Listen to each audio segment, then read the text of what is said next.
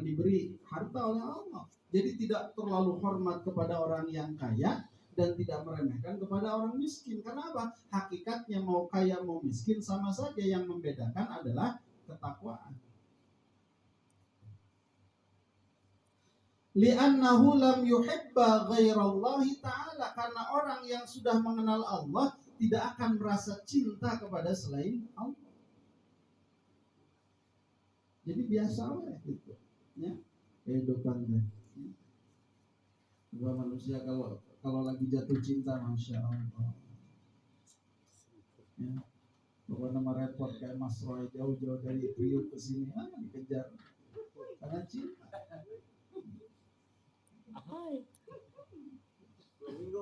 Dua minggu, masya Allah, diburosokin kan ya. Jadi agar. Jadi kalau orang sudah jatuh cinta, dia nggak peduli, dia mesra-mesraan di tengah jalan, ya orang lain melihatin cuek, coba, ya. Dan orang-orang zaman sekarang, anak-anak muda zaman sekarang, pacaran di videoin, ya, diviralin, pengen FYP biasa, gitu. Cuek, karena apa? Karena dunia ini serasa milik berdua, yang lain ngontrak. Itu cinta. Jadi orang-orang yang sudah ma'rifat kepada Allah, mudah-mudahan kita bisa ma'rifat kepada Allah.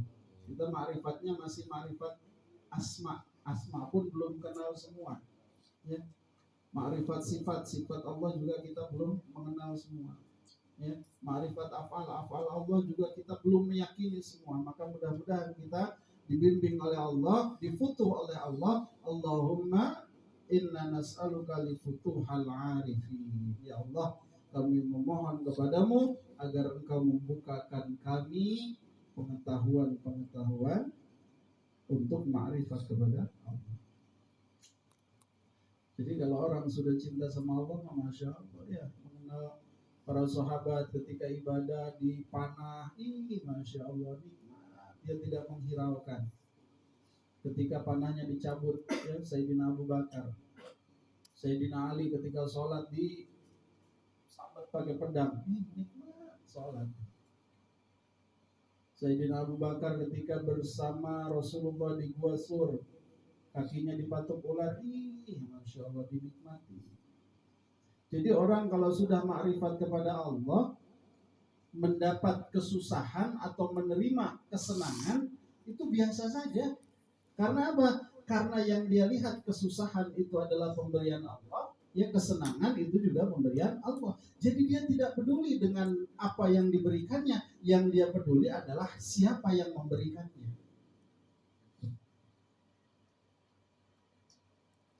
Jadi nggak peduli berapa nilainya, mau kecil mau besar, yang terpenting siapa yang memberikannya. Ketika yang memberikannya adalah orang yang dicintainya, maka kecil pun sesuatu tersebut, maka akan terasa bahagia, karena yang dilihat bukan nilainya, tapi apa? Tapi siapa yang memberikannya. Itu adalah orang-orang yang ma'rifat kepada Allah Subhanahu wa ta'ala. Jadi tidak ada kelezatan. Maka kalau orang-orang sudah arif billah, sudah ma'rifat kepada Allah, dia itu apa, di bab kemarin tuh dibahasakannya itu adalah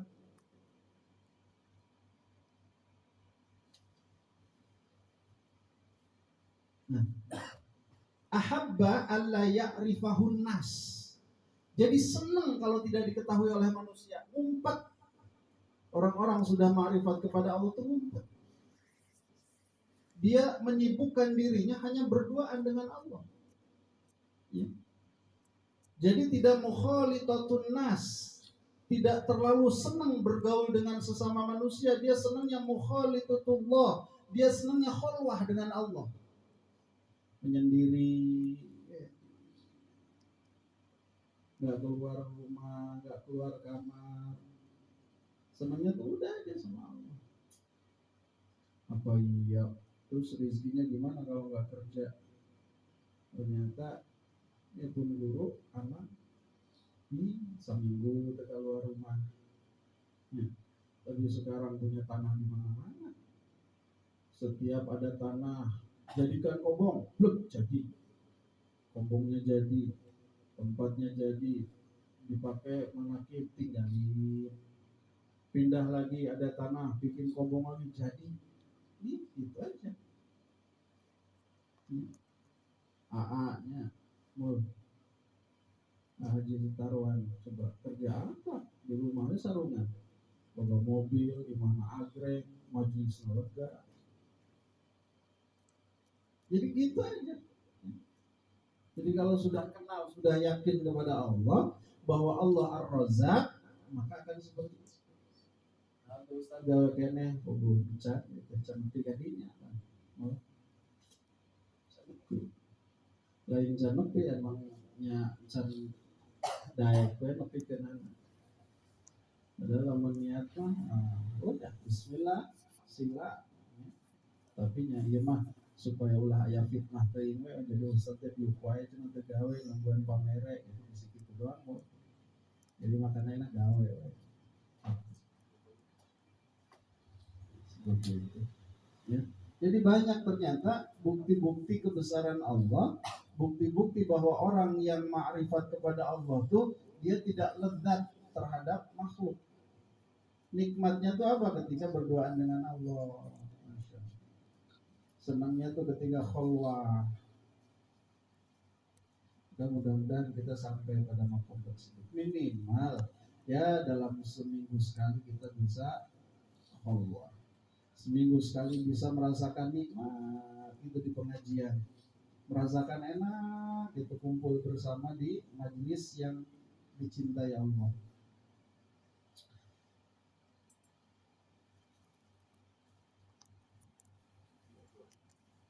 Dan berikutnya waman arafad dunya, dan barang siapa yang mengetahui tentang dunia bi annaha faniyatun, bahwa sesungguhnya dunia itu rusak, dunia itu fana. Saya mau nanya, Mas Badri dari kecil sampai sekarang sudah berapa kali ganti baju, beli baju? Banyak ya, dari mulai lahir.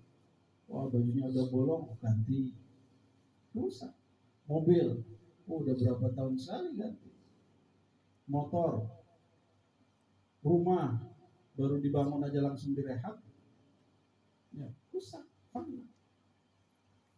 Jadi kalau orang sudah mengenal dunia, mengetahui bahwa dunia itu fana, dunia itu rusak, maka lam yakun lahu fiha rabbatun, maka tidak akan dia ini ada rasa cinta kepada dunia, mau resep ke dunia teh, karena dunia itu akan ditinggalkan. Makanan paling enak misalkan ya seperti yang dimakan oleh para artis, sekali makan 100 juta, sekali makan 20 juta, sekali makan 150 juta, kira-kira ujung-ujungnya sama nggak? Ujung-ujungnya sama nggak? Sama kemana? Ke speed tank. Antara ikan asin dengan steak wagyu yang harganya jutaan, ujung-ujungnya sama. Rasanya sama nggak?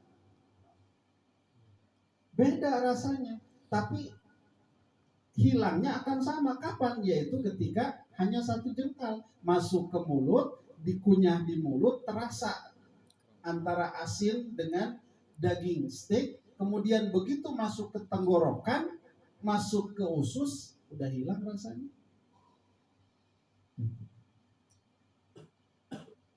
Mobil terbaru ya, Innova Reborn, kerennya luar biasa. Begitu beli sebulan 2 bulan kemudian keluar lagi Innova Zenith. Jadi punya Scoopy dan syukuran orangnya sebagai Scoopy anyar. Naon sih para kieu sok kitu mahal wae. Lagi itu Pak Omar masuk beneran kena. Sok beneran syukuran. Coba baru begitu beli baru ada apa Stilo ya, Fazio, ada Stylo, Paizo ada. Jadi terus fana, rusak. Yang disayang-sayang, yang dibangga-banggakan, diulapan, unggal gue lama-lama motor nu pabambang tuh enak. Kami minta pabambang diusapan, itu mau rek kotor rek ini sopo detik. Terus lecet malah mah, can lunas itu teh. Jadi cicilan. Jadi orang-orang kalau sudah mengenal dunia bahwa dia tahu dunia itu akan ditinggalkan, bahwa dunia itu fana, maka dia tidak akan ada rasa cinta terhadap dunia, moal aya rasa resep ke dunia teh. Biasa weh gitu. Jadi ketika mendapatkan dia sadar bahwa ini adalah pemberian Allah, alhamdulillah. Ketika memang diambil dan hilang, dia sadar bahwa ini adalah titipan Allah dan suatu saat akan diambil, maka innalillah. Jadi biasa weh. Tidak ada rasa sedih ketika dapat pangkat dan jabatan, dapat posisi, alhamdulillah. Ini amanah. Ketika diturunkan dari jabatannya, dari posisinya, maka dia bilang innalillah. Ini adalah milik Allah dan akan diambil. Terus gimana? Ya biasa. Jadi hidupnya akan biasa. Ketika kaya biasa, ketika miskin biasa. Tidak ada kesedihan ketika merana. Ketika tidak punya harta, masya Allah, merana, tersiksa, biasa. Gitu. Bal ikhtarat daral baqiyata wa amila laha. Akan tetapi orang-orang yang mengenal dunia bahwa dunia itu rusak, mereka akan lebih memilih daral baqiyah, yaitu kampung yang abadi, wa amilalaha, dan dia akan terus beramal untuk menuju darul baqi tersebut, menuju kampung yang kekal. Jadi hadirnya kita di majelis ini, lamun dipikir malam minggu ngenahan malam mingguan ya teh, ya anak muda mah ya pakawin. Enaknya malam mingguan, jalan-jalan kemana, masya Allah. Makan-makan yang di pinggir jalan, mau timbel. Tapi kita memilih di sini, memilih ngaji, maka mudah-mudahan ini adalah karena kita tahu dunia ini bakal ditinggalkan, dunia ini fana, dunia ini rusak, sehingga lebih memilih amal-amalan yang akan menuju kita, membawa kita menuju alam keabadian, yaitu akhir.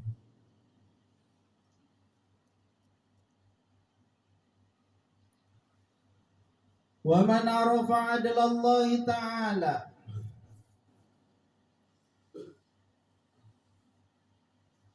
barang siapa yang mengenal, yang tahu adalah Allah terhadap keadilan Allah. Jadi kalau semua manusia itu tahu bahwa Allah itu maha adil, maka jangan minta adilnya Allah.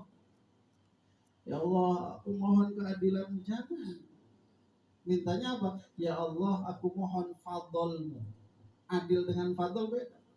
Kalau adil, Allah itu maha adil, maka dengan keadilannya Allah, kesalahan sedikit pun akan diperhitungkan. Tapi dengan fadlnya Allah, bisa jadi kesalahan yang besar, karena fadlnya Allah dihapuskan. Kalau mana manusia dosa terloba, ya melakukan maksiat itu banyak, tapi kamu melakukan maksiat tidak kamu umbar. Itu salah satu kepada Allah. Jadi lamun orang ngalakukan dosa teh ulah bangga terus dibikin FYP. Ketika maksiat kamu melakukan sembunyi-sembunyi terus mengakui kepada Allah, maka apa di akhirat ditanya ke Allah teh, benar mana yang ngalakukan dia, benar ya Allah. Tapi mana alus kan di dunia ngalakukan dosa tapi teu bebeja ka batur. Untuk diumumkan, ditutupan ke mana, maka poe ayeuna ku kaula ditutupan, maka geus itu asup surga. Tapi kalau adilnya Allah, ketika kita melakukan satu dosa yang kecil diperhitungkan. Maka kalau setiap manusia itu mengenal bahwa Allah Maha Adil, maka lam yataqaddam ilaihil khusama, maka tidak akan pernah ada kepadanya siapa? Musuh. Rek musuh kemana? Begitu rek ngamusuhan, cek itu ngamusuhan si eta, kayak gitu diperhitungkan. Rek jahil kasih eta, nanti di sana saya diperhitungkan. Kata si itu mau mendolimi si mau dolim ke dia, nanti saya diperhitungkan. Akhirnya apa? Setiap orang akan menjaga dirinya supaya tidak diperhitungkan oleh Allah. Jadi mulai musuh. Kenaon aya loba nu memusuhan karena dia tidak tahu atau mungkin tidak sadar bahwa Allah itu al-adlu. Allah itu maha adil yang akan memperhitungkan setiap apa yang kita lakukan, baik kecil ataupun besar, ya, baik terang-terangan atau sembunyi-sembunyi, baik merasa ataupun tidak merasa, baik tahu ataupun tidak tahu. Ailam yukbilu alaihi. Jadi tidak akan berhadapan atau menghadap siapa musuh alaihi kepada orang tersebut, li'annahu, karena sesungguhnya orang tersebut qad tarakal khusumata kama qala al-Hasan rahimahullah, karena orang tersebut meninggalkan permusuhan. Jadi moal rek ngalakukeun kadoliman kasih itu orang kayak dicabak diciwit nyeri, lamun nyiwit itu kumanya si itu ge nyerieun. Jadi dipikirkan. Tapi karena kita ya masih dalam tahap belajar semuanya, ya, maka masih banyak tentunya kekurangan-kekurangan, kesalahan-kesalahan yang masih kita lakukan. Sehingga dengan ngaji paling tidak kita sadar ketika melakukan kesalahan tersebut, kemudian memohon ampun kepada Allah Subhanahu wa ta'ala. Maka kata Syekh Hasan rahimah, semoga merahmatihu, kepada Syekh Hasan siapa Allah. Apa katanya? Man arafallah, barang siapa yang mengenal Allah, ahabbahu, maka bakal mencintai Allah. Jadi kalau orang sudah kenal Allah, ya, mau diperlakukan seperti apapun oleh Allah, maka dia tetap akan mencintai Allah. Karena dia sadar bahwa Allah itu adalah zat yang menciptakannya, zat yang memberi rizki, zat yang mencukupi segala kebutuhannya. Ketika diuji, itu adalah bentuk cintanya kepada kita, kepada makhluknya. Jadi man arafallahu ahabbahu, barang siapa yang memang benar-benar kenal kepada Allah, pasti dia akan mencintai Allah. Wa man arafa dunya karahaha, dan barang siapa yang mengetahui dunia, maka karahaha, pasti orang tersebut akan meninggalkannya. Kenapa? Karena dia tahu bahwa dunia itu fana, dunia itu rusak. Wa qala Syafi'i radhiyallahu anhu, dan berkata Imam Syafi'i radhiyallahu anhu, semoga meridai siapa Allah anhu, kepada Imam Syafi'i, fama hiya illa jifatun mustahilah. Fama hiya, maka tidak ada dunia illa jifatun, kecuali hanya seonggok bangkai, mustahilatun, yang busuk. Jadi sama Imam Syafi'i diibaratkan bahwa dunia itu adalah hanya sebujur bangkai yang busuk. Alaiha kilabun hammuhunna ijtizabuha.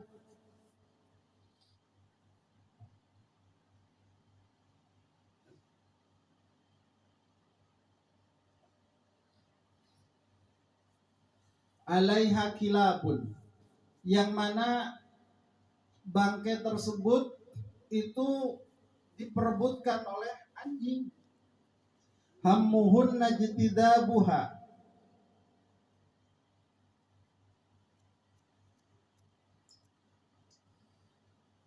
yang mana harapan anjing-anjing tersebut itu adalah untuk menarik bangkai.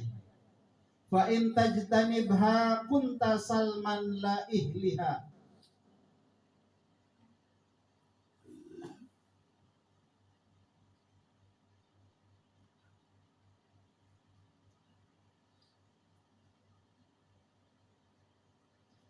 Fa in tajtanibha, maka apabila engkau menjauhi dunia, kunta salman li ahliha, maka engkau memasrahkan dunia tersebut kepada ahlinya. Wa in tajtadibha, dan kalau engkau menarik dunia, memperebutkan dunia, naza'atka kilabuha, maka bakal akan memusuhi kepadamu siapa? Yaitu anjing. Jadi dunia itu diibaratkan anjing, kata diibaratkan bangkai, kata Imam Syafi'i. Yang mana bangkai ini adalah sesuatu yang diperebutkan oleh anjing. Bangkai itu najis, anjing juga najis. Jadi anjing ini memiliki harapan untuk apa? Untuk bisa mendapatkan bangkai tersebut. Maka ketika kita menjauhi bangkai tersebut, artinya tidak mau berebut, udah biarinlah, silahkan bangkai ini, gitu. Maka kita akan selamat. Tapi ketika kita ikut berebut dunia, maka kita akan bermusuhan dengan anjing-anjing tersebut. Maka kenapa tidak heran ya kalau di kawasan-kawasan terjadi pertumpahan darah demi apa? Demi bangkai. Ya, di pabrik-pabrik kan berebut apa sih? Limbah itu bangkai. Ketika kita tidak ikut di situ, selamat kita. Tapi orang-orang yang ikut ya di situ, ya berebut, maka apa? Bertengkar, bermusuhan, terjadi perlawanan. Jadi ketika kita melihat dunia, menganggap dunia sebagai bangkai, gimana? Biasa kena bau itu. Nah, mudah-mudahan ya kita diberikan oleh Allah Subhanahu wa taala cahaya ke dalam kalbu kita sehingga kita ma'rifat kepada Allah Subhanahu wa taala bahwa Allah itu Al-Adl, bahwa Allah itu Ar-Razzaq, bahwa Allah itu Al-Ghani, bahwa Allah itu Al-Khaliq, bahwa Allah itu dengan kemahaannya, dan kita diberikan oleh Allah cahaya dalam kalbu kita sehingga kita ma'rifat kepada dunia, bahwa dunia itu fana sehingga kita tidak terlalu memperebutkan dunia itu hanya di genggaman saja, tidak masuk ke dalam hati kita. Wal maqalatul khamsun, maqalah yang ke-50, an Abil Faid Dhinnunil Misri, orang Mesir. Kullu khaifin min syai'in harib.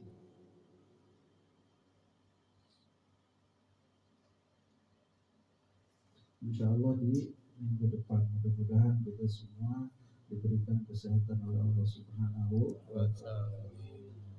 Bismillahirrahmanirrahim.